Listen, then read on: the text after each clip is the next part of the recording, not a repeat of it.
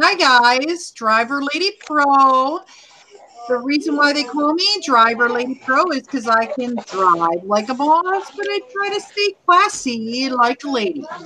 So if this is your first time here, then we are now having, every Sunday, we're having weekly Rideshare Unite podcast. And what we're talking about is we're talking about uniting drivers, whether they're delivery drivers, rideshare drivers, and we want to include everybody, passengers,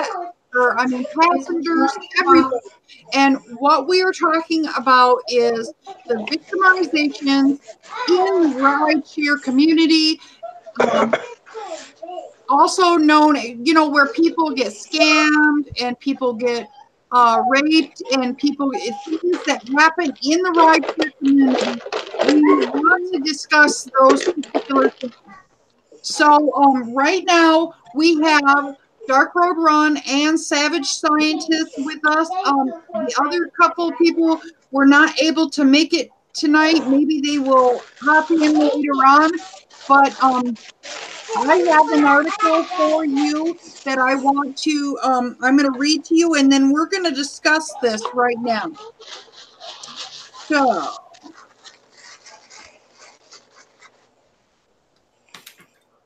this is drivers for a popular DoorDash app says they're being scammed.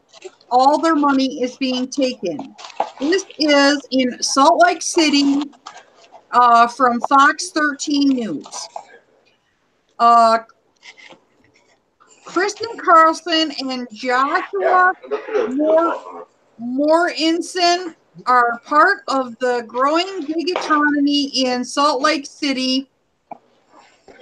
They work together using an app called DoorDash to deliver food orders from local restaurants. The money is critical covering the cost of their rent every month while they work to build their own small business. But last week, Josh did not get paid. Somebody has a lot of background noise. Dark Road Run, do you have a lot of background noise? No, I don't. I'm not sure. This is the first time I've done the Google Hangouts through the microphone on my phone on this. Oh. Yeah, I turned off all the noise in my background.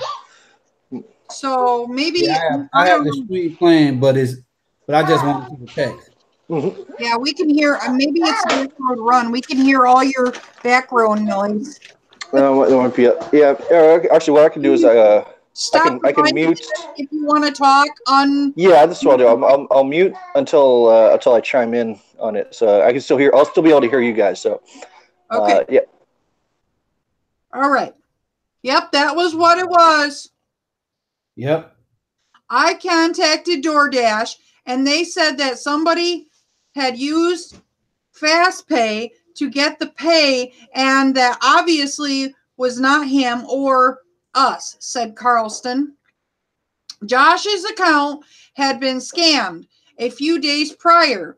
He was on delivery when he got a call he thought was a DoorDash. The caller said his delivery had been canceled and they needed to process a credit to his account.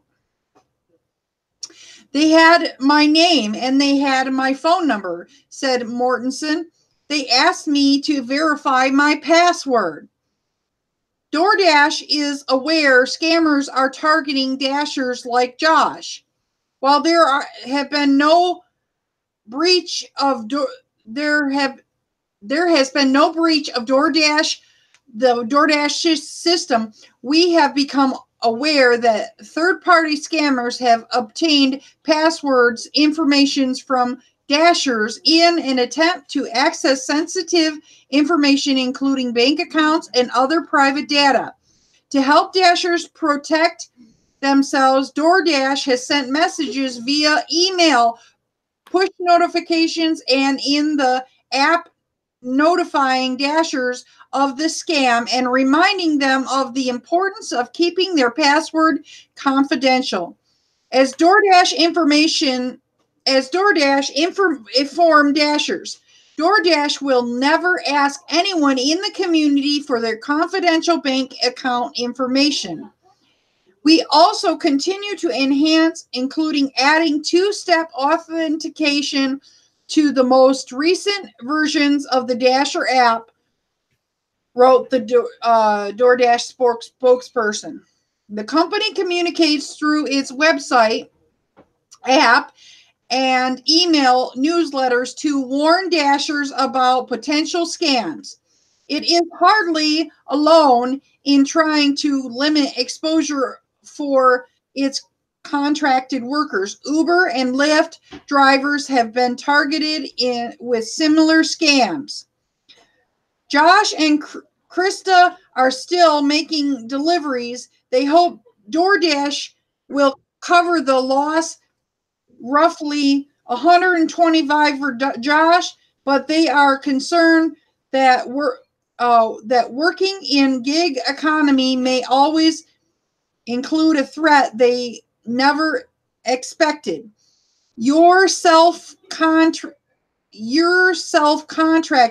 you're self-employed through them, but there's really nothing you can do, said Krista.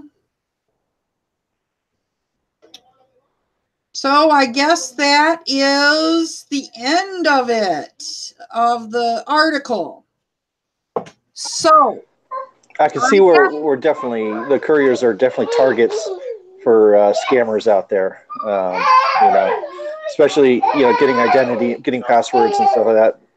So if they're doing two-factor authentication in the app, they should have done that from day one on it. But let's see, let me go back on mute. Yeah, see, if somebody calls you and says they are DoorDash or Lyft or Uber or anybody, if they're like calling you and telling you to feed them information out, you gotta keep that in your mind. Are they asking me to feed information out? And this is something that has happened to Uber drivers too. They have your information. They have your license plate number. They have make and model of your car. They have your first and last name.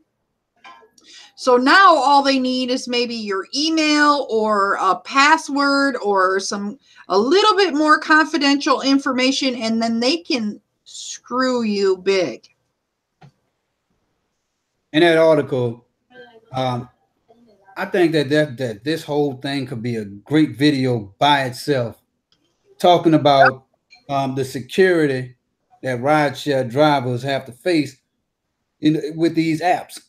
And one thing is two-factor authentication is important because it just make it so you know your password alone will not get you access to the system. And normally like the new Uber app, sometime it'll ask for your picture, so it's using some kind of face recognition. It's not as good as Apple stuff, but it's better. It's a lot better. But I really think that this is a step in the right direction. And also, yeah, I don't know what type of encryption scheme they use, and I'm guessing they probably not sending passwords over the network in plain text, so people could easily sit in a coffee shop, especially if you on your phone, you're okay. But if you happen to log into DoorDash or whatever it is, I think, is it DoorDash? If you logging into their system over a coffee shop Wi-Fi, and somebody's sitting in a corner with a laptop and they have a pineapple sitting out there, then that means that they probably looking for data, sniffing passwords, and doing all kind of stuff that they shouldn't be doing. And that's why if they're using encryption, then that means that password they just sent to the server is showing up as a whole bunch of gibberish, and they can't, unless they have the key, they can't encrypt it. And Uber also is have schemes like this going on. So let me just talk to you about now that we kind of talked about this. Uber has this thing, and the most important thing is don't feed information out. If you are a DoorDasher, if you are from Grubhub, if you're from Uber, if you are from anywhere, do not feed out information. In the state of Michigan, the IRS, the state IRS called me, and they wanted me to give them a payment over the phone. And I have been scammed before by fake IRS agents. So I said, oh no, you need to send me something in the mail or something, because I am not sending you any money over the phone. I'm not giving you my bank account info, nothing. That's true. The IRS is never going to call you and asking for you to, bank account information or stuff like that. So, but still, and those scammers, if they get 1% or less than 1% of a success rate, it becomes totally worth it for all the effort that they put in, because they can get tens of thousands of dollars out of that. Less than 1% out there. Yeah, it only take for one person to fall for that scheme. That's why there's a lot. They have the fake banks calling the IRS. They have people scamming on Uber. I actually did a video last year where somebody would call and what happened was they would put in an Uber call. So you see your phone pinging the Uber, and then what happened is somebody answered the phone saying, "This is John from Uber." And we call in to verify your card, your what they were doing. At that time, they were doing the gas card. We calling to verify your gas card, and it looked like there's some kind of promotion going on where we're gonna put $200 on your gas card because I see that you're a 5-star driver, 4.8 and 4.9, something like that. So they look at the information that's available in the app, and they're using that to formulate the scheme. So the bastards would turn around and use this information and make it seem like they really people from Uber.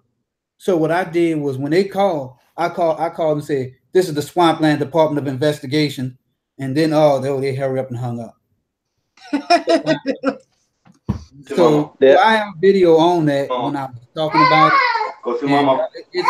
It's great. It's one of those where I say scammers on Uber system. Something like it's about scammers. I'm about to see if I can find that thumbnail so I could put that on here right quick. I'm gonna face the camera this way because if I look like this, that don't look right. So trying to get it looking right so I don't look away from the camera all the time.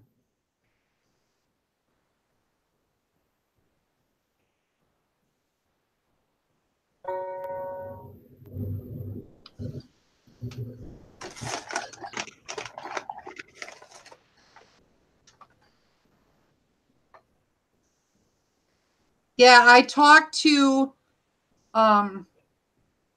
rideshare driver Dustin. He's in the middle of watching Sunday Night Football.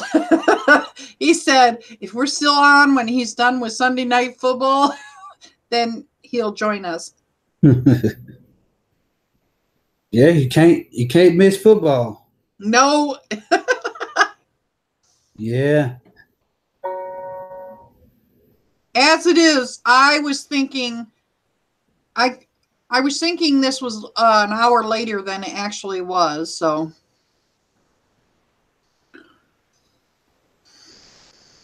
I do have another scam type situation to talk about. Ed, you want me to wait for you?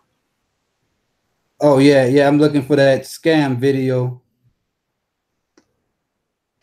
Yeah, here it is, right here. Scammers is Uber support. Let me see if I could. Are you gonna play it? Yeah, let me play it. Savage Scientist here with a quick update. Savage Driver here with a quick update for y'all. Today I'm gonna talk to y'all about a scam that's going on with some Uber in some Uber markets. Right now in the Baton Rouge area, I experienced a scammer. This son of a bitch called in an Uber request, and when he called in this request, what he did was he acted like after I got the call, I didn't think about that. This person is looking at my account, looking at all the information that a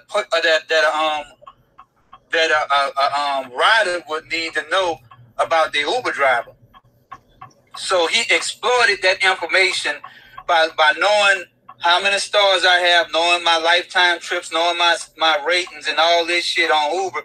So what this person did was he used this information to try and verify it against a fraudulent $200 gas card. Now keep in mind, Uber is promoting a gas card right now. And I remember recently applying for a gas card. So that made all this shit seem like it was legit. So what he did was say, I'm just make up a name. I'm Joe from Uber support. But Joe didn't match, and I thought about it when his call came in, that this bitch might be trying to fuck with me. So when I looked at what he was doing, is that he told me to cancel my trip.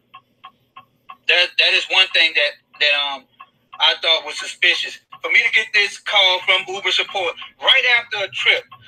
So these things y'all need to look out for. If you get a call right after a trip, if somebody's saying they Uber support, you should know that something fishy is going on. So after I answered this call, I canceled my trip because I'm like, damn, this bitch about to give me $200. So then, as I talked to him more, he started to tell me that oh, you're a good driver. You've been driving for 3 years almost, and you got 3,000 trips. I'm like, yeah. You sound like you Uber support. Yeah, I believe all that. So then what he started to tell me is that, all right, you won. We're gonna give you a bonus since you're such a good driver and you've been getting good ratings. And whenever you put in an Uber request as a customer, you could see all the good things past passengers been saying about you as a driver, so they could see all this stuff. So that's what he was using to say that I won this card. They are. After that, he told me, well, the park on the side. Let me pause it. What you say? The thing is they are trying to say really nice things about you to get you in a good mood so you'll actually fall for it. They go for your ego. They say things, oh, you're a really good driver.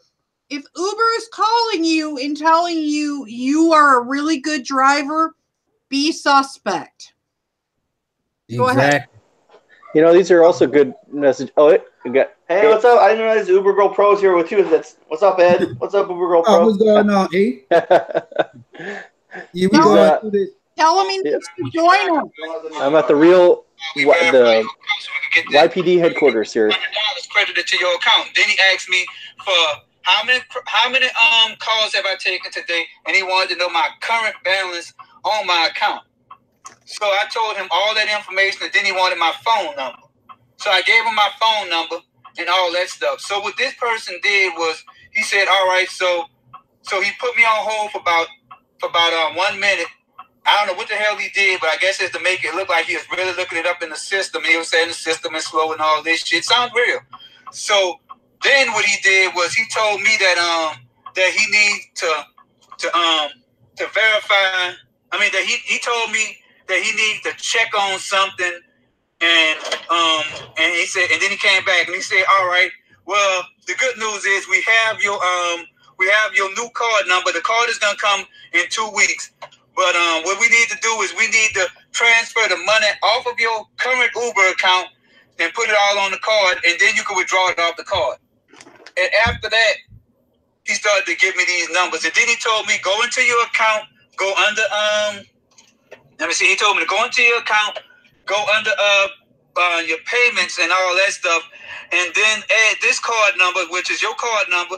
So he wanted me to change my payment to this card. And then I started to think about it, and it didn't hit me until somehow my phone had disconnected. And then I thought about then I had this credit card number. So after my phone disconnected, the guy called me right back, and he said, "All right, so I want you to put the card number in." So I started changing the payment information, and then he told me, "All right, so now I want you to hit I think it's the submit the pay now option, the new option in Uber that you could, if you hit this button, it'll allow you to cash out." So he wanted me to cash out my account to his credit card, the card that he gave me. And I told him, hold on. So I acted like I was cashing out on him. So then I had told him, hold on, and then I hung up the phone. And then I had hit my silent recorder, because I knew the son of a bitch was gonna call back. So he called back, and I started to talk. I said, "Oh yeah, you ready? I'm ready to continue." And then when he came back, I told him, "All right, let me let you speak to somebody." So when I came back, I said, "This is the Lyon County Sheriff Department. I have a complaint on your phone number associated with Uber accounts." And the son of a bitch hung up on me. I told him, "Lyon County Sheriff Department. You know not to play." I made that shit up, but the son of a bitch hung the phone up right there because he know he shouldn't have been doing it. So people out here, Uber will not ask for your credit card number, and they will not tell you to change any of your payment information. If you see any of this stuff going on, then you know that this is fraud. They have people out here trying to cash your accounts out on their credit card. So Uber will not ask you for your information like that. And if you see it, if anybody hear this happening, hit me up in the comments, put a comment on this, but be aware that there are people out here trying to cash out on your account. So be safe driving out there. Savage out of here. Y'all take care of y'allself. Yes, and this video was recorded. Let's see. I think it was this is an old video. This was over a year ago. So that was before Uber actually started telling people that we're not going to ask for the information. it is important. This has been happening.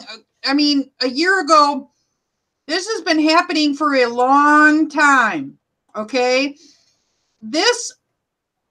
I saw Uber Hints do a story about this very thing maybe a month or two ago, where the Uber ride, people would, it was a two-part plan.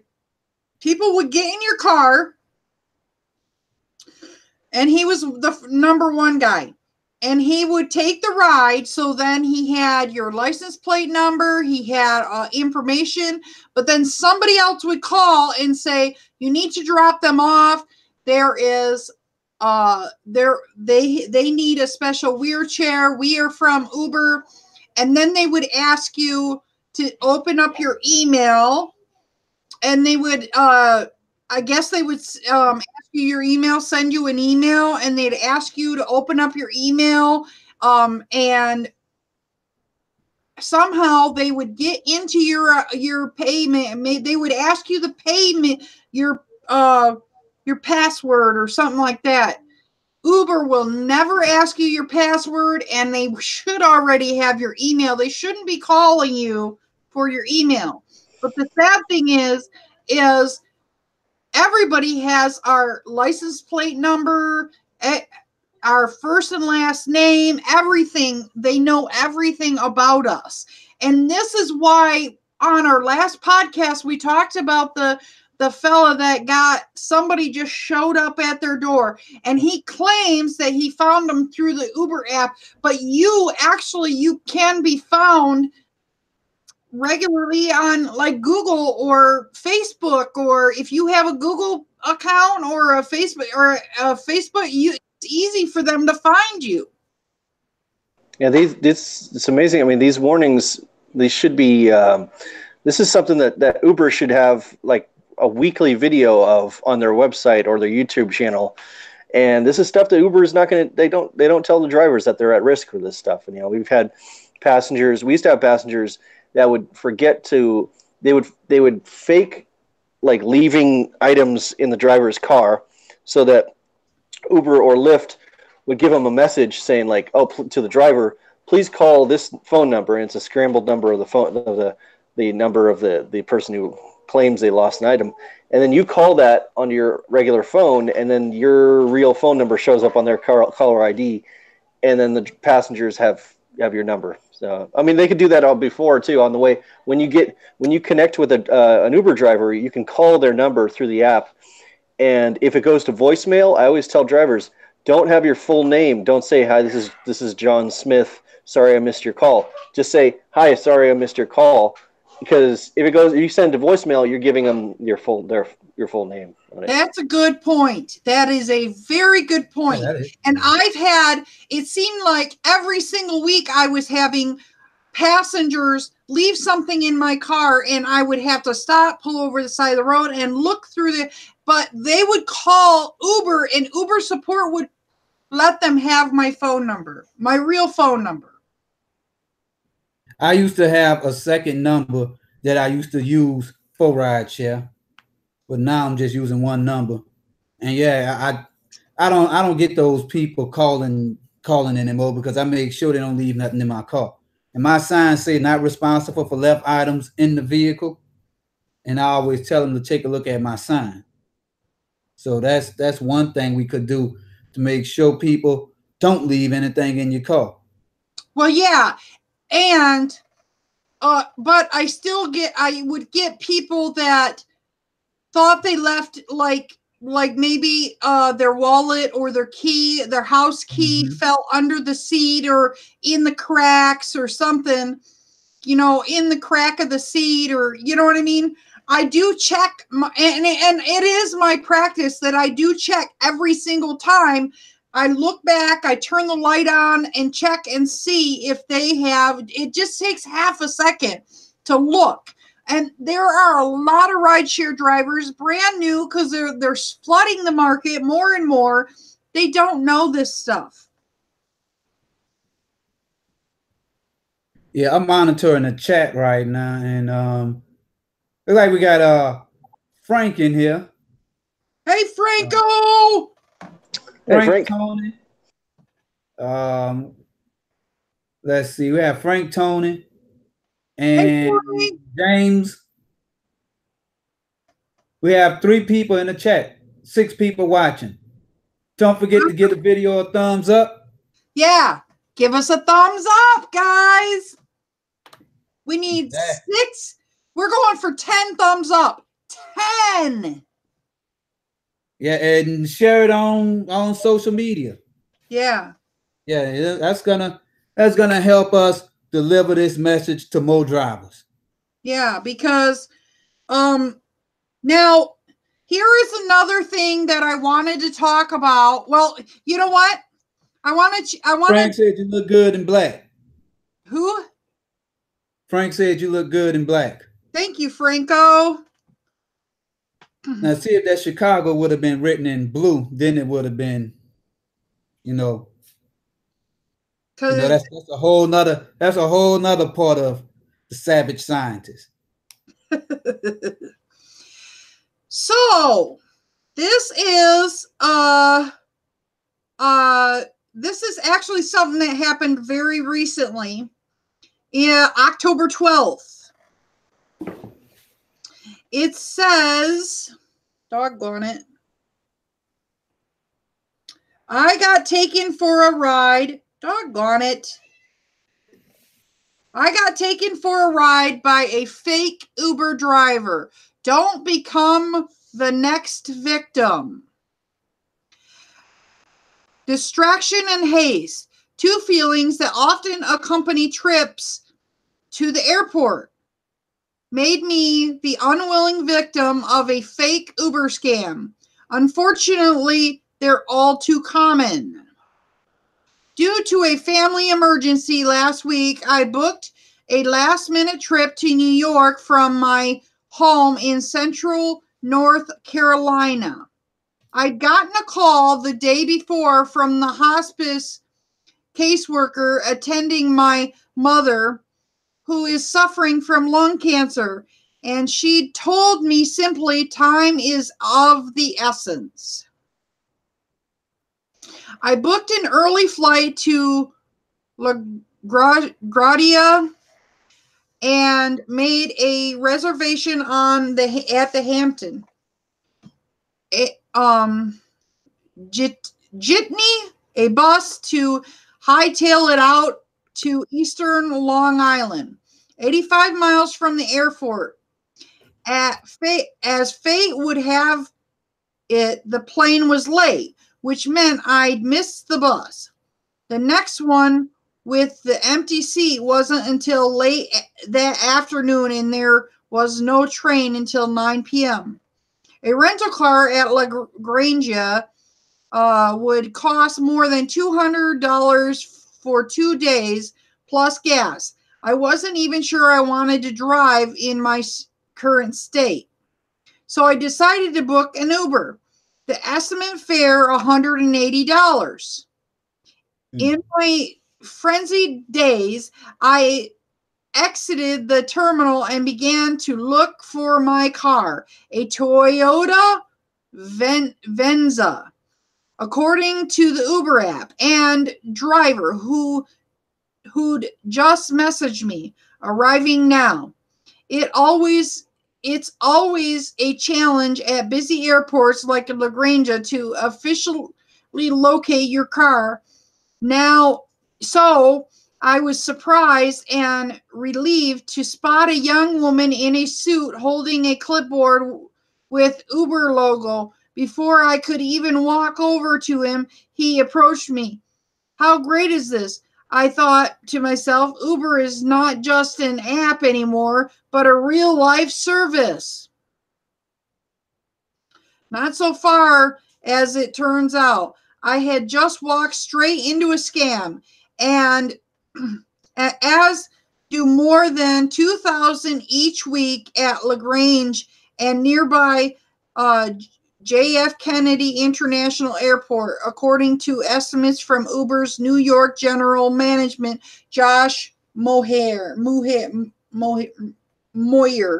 Okay. It's really shocking, and it's criminal activity, said Moyer, calling the epidemic of illegal driver solicitations a very organized and well-honed scam.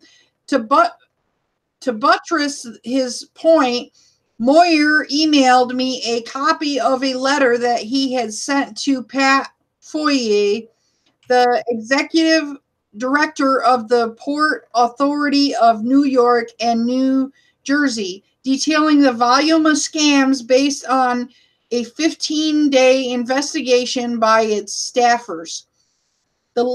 The letter effectively laid the problem at the feet of the port authorities for ineffective enforcement.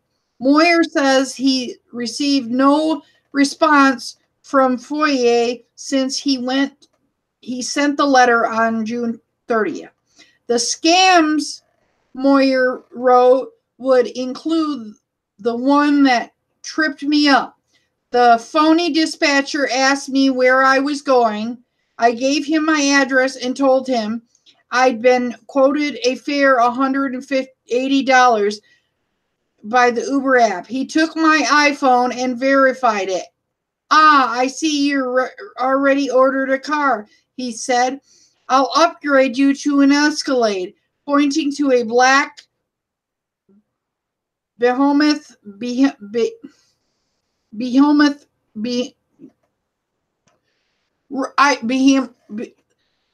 a large vehicle sitting curbside. Don't make fun of me. Okay. For the same fare. After the late flight, the missing bus, I was glad for the small bit of good fortune. That's when the dispatcher waved my driver over to me. Mel of Mel's Luxury Service, as I later found out, with some skepticism, I asked him, "You are Uber, right?" To which he said, "Yes." "You know the fare, right?" He repeated, $180. Back to me. Knowing the Uber rules, I had one last question. Did I need to cancel the car I had ordered? No problem, said the dispatcher, who took my phone and hit the cancel button himself. Yeah. 90 minutes later, I arrived at my mom's house. The ride had been smooth and comfortable, and I had no complaints with Mel's driving. I thanked him and started to get out of the Escalade, knowing Uber would automatically charge my credit card. But Mel stopped me and said he needed to swipe my card. That puzzled me, but he insisted. I should have realized something was not right, but all I could think was time is of the essence, so I handed out my MasterCard. I rushed into the house and sat down on the bed next to my mom. She was as glad to see me as I was her. It wasn't until later that evening, as I checked my email, that I had the eureka moment. I'd been taken. Mel had emailed me a receipt, not from Uber, but from Mel's luxury service. He'd added a 10% tax, bringing the total to $198. I was furious, but also lucky. Other victims reported that the rogue drivers were demanding higher fares mid-trip or have been literally taken for a ride all over New York City. I filed a complaint with the port authorities, the agency that oversees the major transportation hubs in New York, and received an auto response acknowledging it. The week later, I received no follow-up to my complaint. Uber's Moyer says he's received no response to his letter from the executive's director, Foyer. That's after more than 3 months. I called the port authorities myself and talked with spokesperson Joy Penajoli or something like that. I asked how serious the port authorities was taking Uber scams. In response, he sent me a press release titled Port Authority announces major crackdown on unlicensed airport hustlers at New York City airports. A closer reading told me the release was dated years ago, November 24, 2009. A year and a half before Uber services started in New York. It only takes a quick search to recall how conscientious Uber's entry was into the market in 2011, when the company battled the city's New York cabs to gain its foothold. 5 years later, Uber has made it peace with many adversaries, more or less, and operates in what is called for-hire space, which means the company is allowed to pick passengers at New York area airports that are prearranged. The port authorities have made 548 arrests in 2016 for solicitation, which includes all taxis and limousines, not just Uber. That compares the more than 2,000 illegal Uber scams occurring each week, according to General Manager Moyer. The takeaway, okay, this is a long one. I know, especially as a native New Yorker, that I should have been more on guard and not been such an easy mark. Blame it on my emotional state. Maybe many people arrive at airports are distracted, confused, caught up in their own personal emergencies, making them vulnerable for scams. Still, here's what you can do to protect yourself. Be sure the make and model of the car matches what you've booked. Don't rely on Uber logo, which may not be legit. Double check the license plate on the car you're entering to be sure it's the same as the one displayed on your app. When you get in the car, the driver should ask your name, and you should also confirm his or her name, which is shown in the app.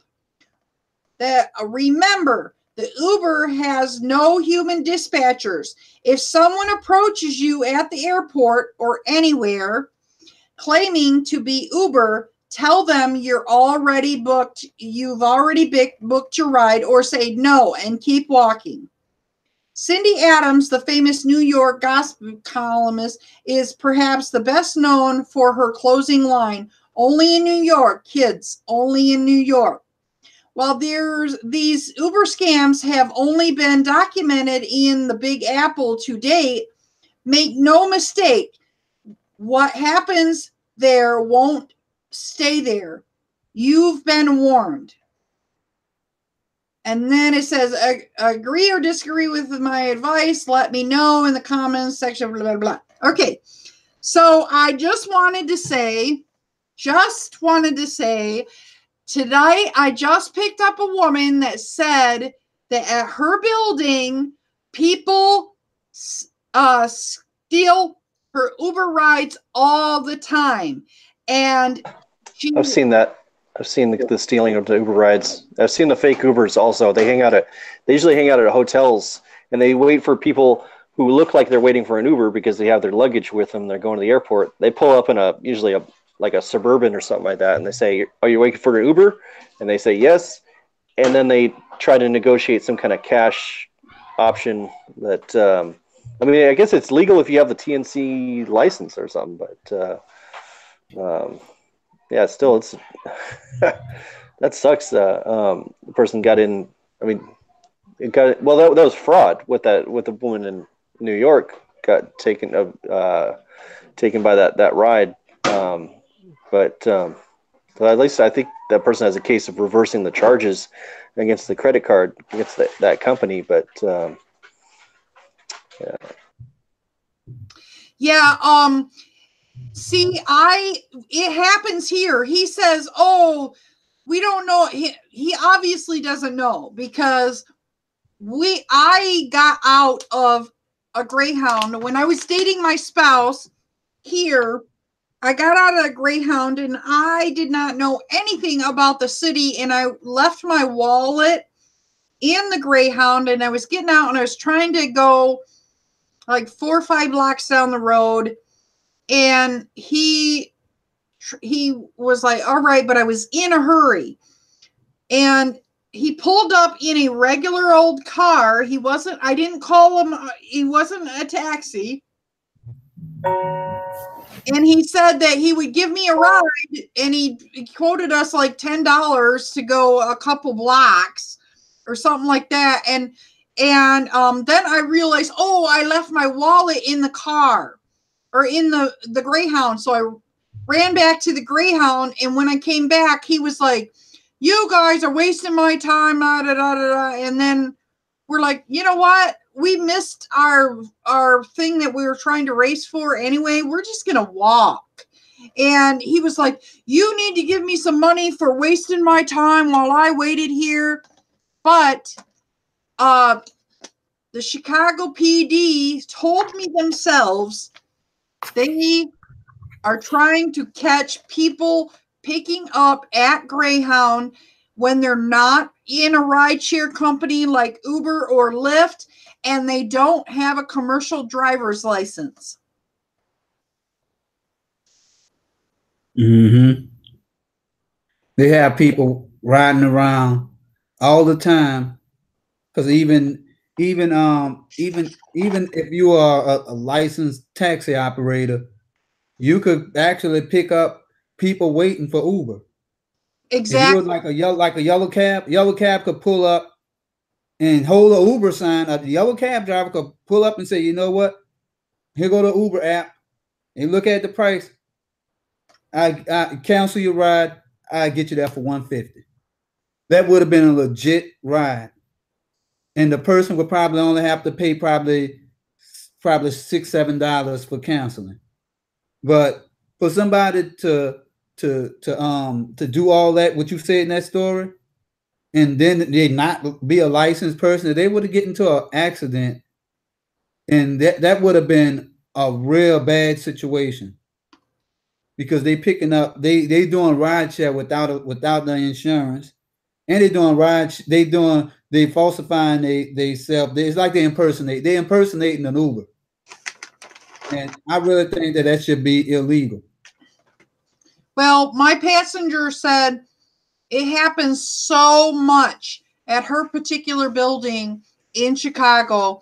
Her rides get taken. People, they'll pick up, her name was Karen. I'll just say it wasn't really her name, and they pick up a guy and drive him to where Karen was supposed to be going and charge her for it. And people at her building do that all the time. And I don't get why, if you're going somewhere, why would you get in the wrong Uber and then say, unless maybe he changed the direction with the Uber driver and said, oh no, I need to change. Can you put in this new address? But still, I tell them to do it. They have to do that. If they want to update the app, tell them to do it on their phone, because that means that if they really the person, then it'll update on your app. Exactly. That's why when somebody gets in my car and they say, can you go here or there? I say, I'm sorry, you have to update it on your app. Yeah, I made that mistake early on. Yeah. As a Lyft driver. When I first started driving Uber too. Uber actually paid me for gave me $50 for a surge trip when somebody said that like I said, your name Brandy. I don't remember the name, but I said, you know, she got in the car, said she was Brandy and all that stuff, and I started the ride, and she went somewhere different than what's on the app, and she told me, we going here. So after that, it happened one time, and after that, Uber told me that we're gonna do a one-time courtesy. Next time, check to make sure your passenger is your passenger. And I'm like, well, I can't ask somebody for their ID, right? And people could lie. They could. I mean, it's not like Lyft. That's one thing. As much as I hate Lyft, one thing I do like about Lyft is they show a picture of what the customer's supposed to look like. Right, absolutely. I'm not stopping them from taking a picture of their truck and putting it there, but you know.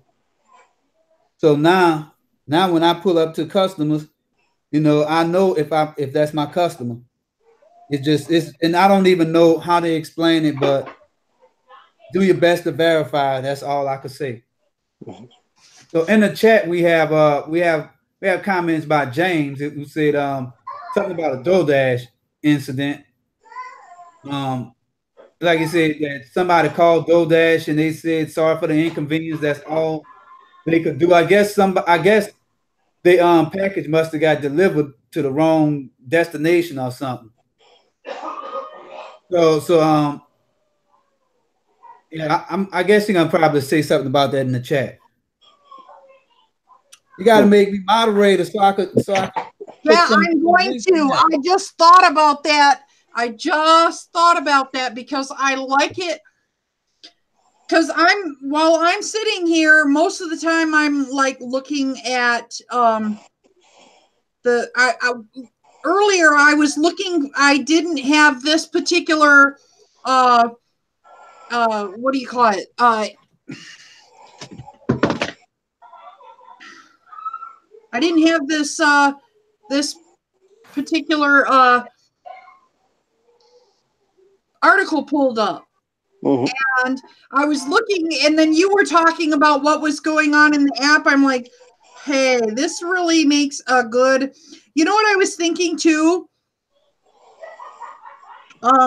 Is we need to be, it's okay right now with 3 people, but when we had all of us in here, it was hard getting a word in edgewise. We need to like take turns or something, make some kind of rule.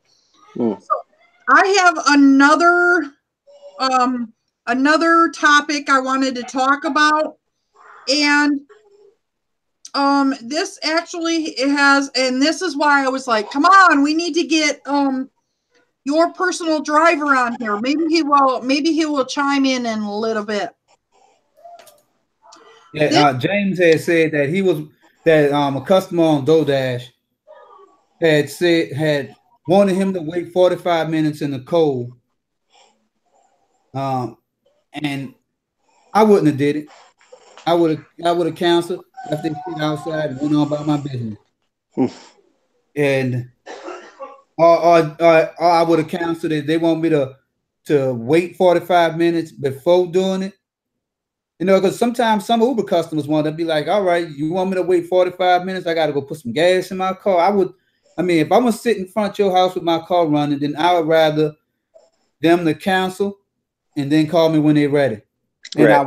And when I cancel, I'm gonna expect my the drop off. What it's called, the cancellation fee.